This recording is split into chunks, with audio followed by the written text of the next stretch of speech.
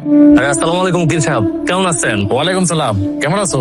জি ভালো আছি আলহামদুলিল্লাহ। তোমাকে তো কপাল ভালো, তোমার বাপ বাইচা থাকতে তোমাকে দুই বাইরে জমি গুলান লেখা দিয়ে গেছে। উকিল সাহেব, আপনার কথা তো আমি কিছুই বুঝতেছি না। যাই কইতাছেন সবকিছু কেমন জানি আমার মাথার উপর দিয়ে যাইতেছে। আর সকাল বেলায় তো তোমার বাপে আমার কাছে আইছিল।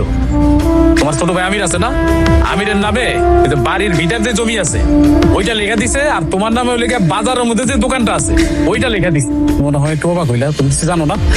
না না, জানুন না কেন, গতকাল রাইতেই তো ওই আব্বার সাথে আমার এই বিষয়ে কথা হইলো। আমি নিজেই কইছি বাড়ি বিটা যা কিছু আছে সব যাতে আমিরের নামে লেখা দেয়। আসলে দোকানে এত কাজের চাপ, সবকিছু মনে রাখতে পারি না, কেমন জানি ভুলা যায় সবকিছু। আমি না একটা জিনিস ঠিক বুঝতেছি না, মানে ওই তো বাজারের ভিতরে যে দোকানটা আছে ওইটার কতটুকু জমি আবার কতটুকু দাম হইব, আর বাড়ির ভিতরে যে বিটা আছে ওইটার তো মেলা দাম। ওইখান থেকে তোমার কিছু লেখা দিল না, অন্যায় হয়ে গেল না? উকিল সাহেব কি কইতাছেন আপনি? এখন অন্যায়ের কি আছে? আমি রইল ছোট মানুষ, দোকানপাট ব্যবসা বাণিজ্য এসব তো কিছু বুঝে না। সে কারণে আমি নিজে আব্বারে কইছি, আব্বা বাড়ি বিটাটা আমির রে দাও, আর দোকানটা যেহেতু আমি করতেছি দোকানটা আমার নামে লেখা দাও। এখানে সমস্যার কিছু তো নাই। বাহ, এই না হইলো ভাইয়ের মতো ভাই। এরকম একটা বড় ভাই পাওয়া আমিরের জন্য কিন্তু ভাগ্যের বিষয়। আমরা তো ছোটবেলা থেকে দেখাইছি জমি জিরাতের জন্য ভাইয়ে ভাইয়ে খুনাখুনি মারামারি হয়ে যায়, আর সেইখানে তুমি তোমার ছোট ভাইয়ের সব অংশ লিখে দিতেছ। যাক ভালো। শোনো, তুমি যদি কখনো মনে করো যে তোমার বাপ তোমার সাথে অন্যায় করছে, সংকোচ না কইরা সরাসরি আমার কাছে চলে আসবা, প্রয়োজনে আমি তোমার বাপের সাথে কথা বলবো, ঠিক আছে? আব্বা আম্মা, তোমরা এমন একটা কাজ কেমনে করে করলা? কি করছি? কি করছো তোমরা জানো না? আমি তো তোমাকে সন্তান, তাই না? আমারে না জানে বাড়ি বিটা সবকিছু ভাগ করে ফেলাইলা, আমিরের নামে সবকিছু লেখা দিলা, আমার একটা বার জানানোর প্রয়োজন পর্যন্ত মনে করলা না। ও, তুই কি আমার কাছে কৈফিয়ত চাইতেছস? আমরা যেটা ভালো মনে করছি সেটাই সিদ্ধান্ত করছি, উচিত মনে করছি যেটা সেটাই করছি। এই ব্যাপারে কাউরে কোনো কিছু জানানোর ইচ্ছা বা অনিচ্ছা কোনোটাই আমার নাই। আমি তোমাদের কাছে কোনো কিছু জানতে চাইতেছি না, আমার কোনো অভিযোগও নাই, কিন্তু একটা প্রশ্ন আমার মনের মধ্যে খুব ঘুরপাক খাইতেছে। হঠাৎ কইরা কি এমন হয়ে গেল যে তোমরা এত বড় একটা সিদ্ধান্ত নিয়ে নিলা? না, ভাবলাম যে হারে দিনকাল চলতেছে সবকিছু তো আমার হাতছাড়া হয়ে যাইতেছে। আর তাছাড়া তুই তো আমাকে কোনো কথা শুনোস না, তুই তো চলস হচ্ছে বউর পাতায়, বউ যেমনি পায় তুই সেভাবেই শুনোস। তাই মনে করলাম যে আমরা বাচ্চা থাকতে থাকতে যদি আমিরের একটা ব্যবস্থা করে দিয়ে যেতে পারি তাহলে আমিরের ভবিষ্যৎটা ভালো হইব। আর এই ব্যাপারে কারো কাছে কোনো কিছু কৈফিয়ত দেওয়ার আমগো নাই। এই ব্যাপারে কেউ যদি কোনো আপত্তি করে তাইলেও কিছু করার নাই। তুই বউরে ভালো করে বুঝাই দিস যে এই ব্যাপারে যেন কোনো ঝামেলা না করে। ও মা, তুমি কোনো চিন্তা করো না, আমি মিনারে খুব ভালো করে কইরা দেব, যাতে এই বিষয় নিয়ে ওর একটা কথাও না কর। বাবা সজল, শোন, দোকান তারপর দোকানের জমি সবই তো তোর নামে আছে, কাজেই আমরা কিন্তু তোরে ঠকাই নাই। আব্বা, আমি ঠকছি না জিতছি সেটা আমি জানি না, কিন্তু একটা জিনিস আমি খুব ভালো করে বুঝে গেছি, এই যে আমার এই পরিবার, এই পরিবারে আমার প্রয়োজনটা মিঠে গেছে, আমার আর কোনো দাম নাই। আমিরের নামে যে তোমরা সবকিছু লেখা দিছো না, এটা নিয়ে আমার কোনো কষ্ট নাই, বিশ্বাস করে এক ফুটাও কষ্ট নাই, কিন্তু আমার মনে শুধু একটাই কষ্ট, এত বড় একটা ঘটনা ঘটানোর আগে তোমরা একটাবার আমার জানাইলেও পারতো। মা, তুমি কি জানো এই যে আমার যে দোকানটা আছে না, সেটাও যদি তোমরা কও আমি আমিরের নামে লেখা দিব, বিনা বাক্যে এক কথায় লেখা দিব।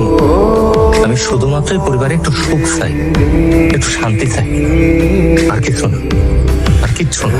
তুমি এটা কি করলা? নিজের জায়গা সম্পত্তি সবকিছু হাতছাড়া হয়ে গেল, আর তুমি কিছুই কইলা না। তুমি নিজের ভবিষ্যতের কথাও চিন্তা করলা না। মানে তোমার মতো এরকম মানুষ না আমি আর দুনিয়াতে একটাও দেখি নাই। আর তুমি এত চিন্তা করতেছো কেন কও তো? এই দোকানের জমি এগুলো তো আমার নামে দিয়ে দিছে আব্বা, তাই না? বাড়ি বিটা আমিরের নামে দিছে, তাতে সমস্যাটা কি? ও তো আমার ছোট ভাই, ওর নামে থাকা আর আমার নামে থাকা একই তো কথা। তুমি আসলেই একটা ব্যাককন। বড় ভাই হিসেবে সয় সম্পত্তি তুমিই বেশি পাও, আর সেই জায়গায় তোমার বাপ মা সবকিছু তোমার ভাইয়ের নামে লেখা দিল, আর তুমি কইতেছো সমস্যা কি? এই জিনিস তুমি মানলো, আমি মানতে পারবো। আচ্ছা, যা হয়েছে সেটা ভুলে যাও না, একটু শান্ত হও। আর এইসব জায়গা জমি এগুলো দিয়ে তুমি কি করবা? আমি তোমার স্বামী, আমি তো তোমার ভবিষ্যৎ, আমি তোমার সাথে আছি, এটাতে তুমি খুশি না? না, খুশি না। তোমার যদি হঠাৎ করে কোনো কিছু হয়ে যায় তখন আমার কি হইব? আমার ভবিষ্যৎটা কি? আমাকে একটা সন্তান হলে তার ভবিষ্যৎ কি? তুমি চিন্তা করো প্লিজ, একটু একটু মাথাটা খাটায় চিন্তা করো। তোমার সব সয় সম্পত্তি তোমার ভাইয়ের নামে, তোমার তোমার কিছুই নাই এই বাড়িতে।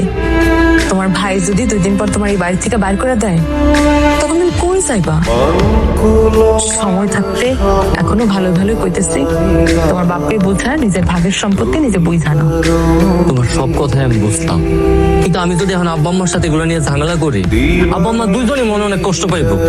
আর আমিরের সাথে যদি বাড়ি বিটা নিয়ে মারামারি করি, ঝগড়াঝাটি করি, তাহলে আব্বা সেটা মানতে পারবো না। আল্লাহর দোহাই লাগে, তুমি আমার এইসব করতে বাধ্য করো না। আচ্ছা ঠিক আছে, তোমার আমার জন্য কোনো কিছু করা লাগবে না কষ্ট কইরা।